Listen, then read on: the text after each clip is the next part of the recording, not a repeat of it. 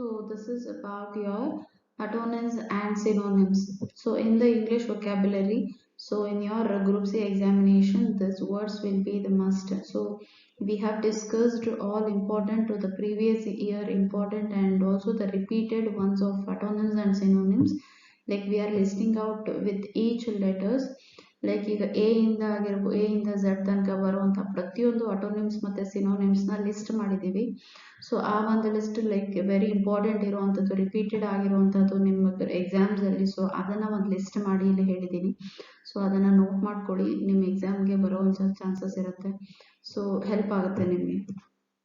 So this is your topic regarding your antonyms and synonyms.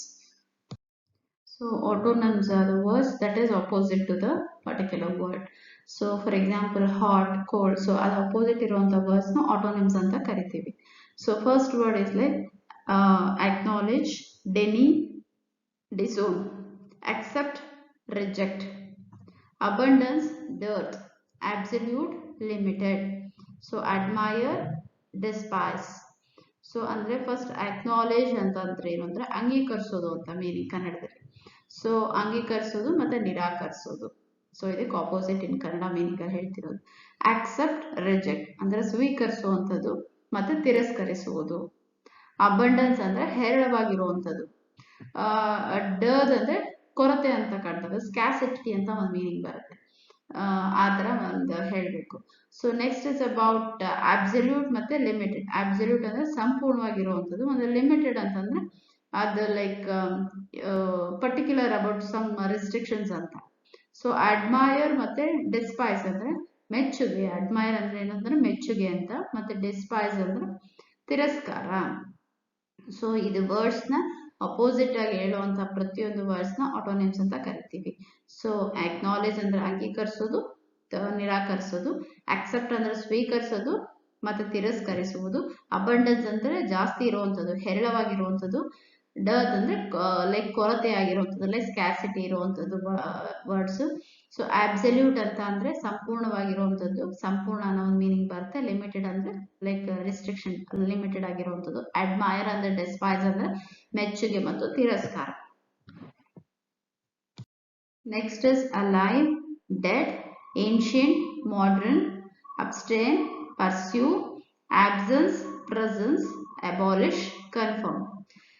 Alive, dead ಗೊತ್ತಿದೆ. So ಬದುಕಿರುವಂಥದ್ದು ಮತ್ತೆ ಬದುಕಿಲ್ಲದೆ ಇರುವಂಥದ್ದು ಅಂತ.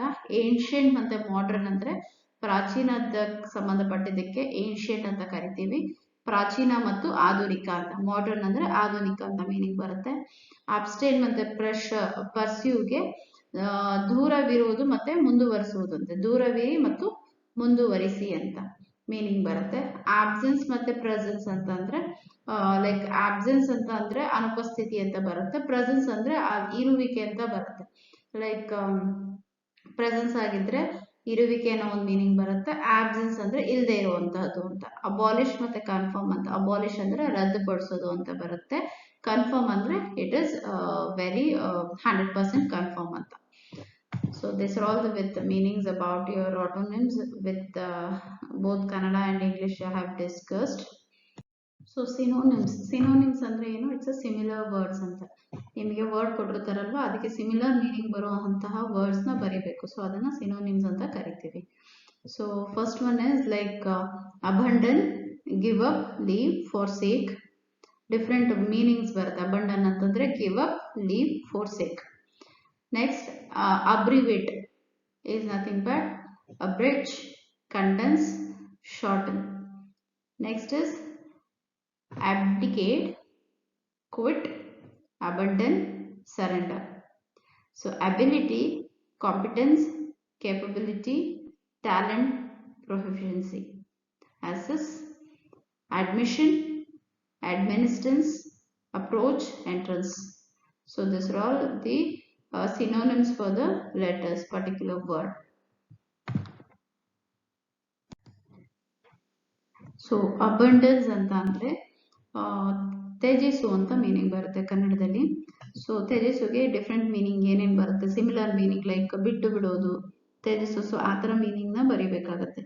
So next is ಅಬ್ರಿವೇಟ್ಗೆ ಸಂಕ್ಷೇಪಿಸು ಅಂತ, like abbreviations ಅಂತ ಕೊಡ್ತಾರಲ್ವ ಎಕ್ಸಾಮ್ಸ್ ಅಲ್ಲಿ, like right the abbreviations of the particular word ಕೊಡ್ತಾರಲ್ಲ. So abbreviations ಅಂದ್ರೆ ಎಕ್ಸ್ಪಾಂಡೇಷನ್.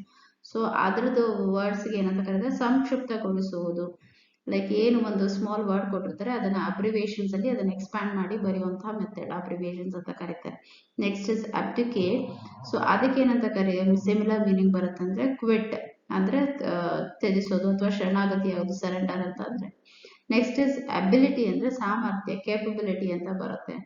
So ಅದಕ್ಕೆ meaning like competence, capability, talent, proficiency, like ಪ್ರತಿಭೆ, ಪ್ರಾವೀಣ್ಯತೆ. ಸೊ ಈ ತರ ಮೀನಿಂಗ್ಸ್ ಬರುತ್ತೆ ಕನ್ನಡದಲ್ಲಿ. So next is access. ಅಸೆಸ್ಗೆ ಅಡ್ಮಿಷನ್ಸ್, ಅಸೆಸ್ ಅಂದ್ರೆ ಸಾಮರ್ಥ್ಯ ಅಂತ, admissions and approach, entrance and admittance. Admittance is nothing but ಪ್ರವೇಶ. ಸೊ ಈ ತರ ಮೀನಿಂಗ್ಸ್ ಬರುತ್ತೆ ಕನ್ನಡ. ಸಿಮಿಲರ್ ಮೀನಿಂಗ್ಸ್ ಇರುವಂತಹ ವರ್ಡ್ಸ್ ನ ಸಿನೋನಿಮ್ಸ್ ಅಂತ ಕರಿತೀವಿ. First one is about abnormal. Abnormal is the equal meaning, that is synonyms for the abnormal is anomalous, peculiar, different. Absence, dearth, deficiency, scarcity. Absolute, complete, exact, genuine. Abstain, avoid, decline, refine. So abundant ಅಂದ್ರೆ plentiful, full and bountiful. So these are all the similar meaning for the words. So abnormal ಅಂತಂದ್ರೇನು, ಅಸಹಜ ಅಂತ meaning ಬರುತ್ತೆ. So ಅಸಹಜ, ಅದಕ್ಕೆ similar meanings ಬಂದು ಅಸ್ತಗತ R ವಿಚಿತ್ರ, ವಿಭಿನ್ನ. ಸೊ ಆ ತರ ವರ್ಡ್ಸ್ ಬರಿಬೇಕು, ಸಿಮಿಲರ್ ವರ್ಡ್ಸ್ ಕನ್ನಡದಲ್ಲಿ ಅರ್ಥ ಆಗೋದಾದ್ರೆ. ನೆಕ್ಸ್ಟ್ ಇಸ್ ಅಬೌಟ್ ಆಬ್ಸೆನ್ಸ್ ಅಂದ್ರೆ ಇಲ್ಲದಿರುವುದು ಅಂತ. ಲೈಕ್ ಹೇಳಿ ಆಬ್ಸೆನ್ಸ್ಗೆ ಇದು ಇನ್ನೊಂದು ಇದ್ರದ್ದು similar meaning like scarcity or dearth, deficiency. So ಆ ರೀತಿ. ಅಬ್ಸಲ್ಯೂಟ್ ಅಂದ್ರೆ ಸಂಪೂರ್ಣ ಅಂತ, ಅದಕ್ಕೆ ಇನ್ನೊಂದು similar meaning complete, exact and genuine ಅಂತ.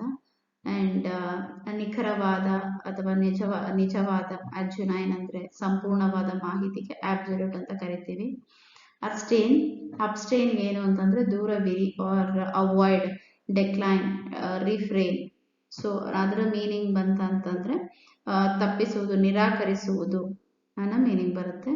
ಅಬಂಡೆಂಟ್ ಅಂತಂದ್ರೆ ಸಮೃದ್ಧಿ, ಹೇರಳವಾಗಿರುವಂಥದ್ದು. ಪ್ಲೆಂಟಿಫುಲ್ ಅಂತಂದ್ರೆ ಪ್ಲೆಂಟಿಫುಲ್, ಅದಕ್ಕೂ ಸೇಮ್ ಮೀನಿಂಗು, ಲೈಕ್ ಹೇರಳವಾಗಿರುವಂಥದ್ದು, ಜಾಸ್ತಿ ಇರುವಂಥದ್ದು. ಸೊ ಅದ್ರದ್ದು ಮೀನಿಂಗ್ ಬಂದು ಅಬಂಡೆಂಟ್ ಅಂತ. So similar meaning that is comes under your synonyms. So this is about your antonyms and synonyms, and please subscribe our channel and share to your friends. And we have so many different words also will release in the next videos, so make a notes of it. And these are all very important words we have taken from your previous year examination. Still we have important words in case of antonyms and synonyms we'll discuss in the further videos.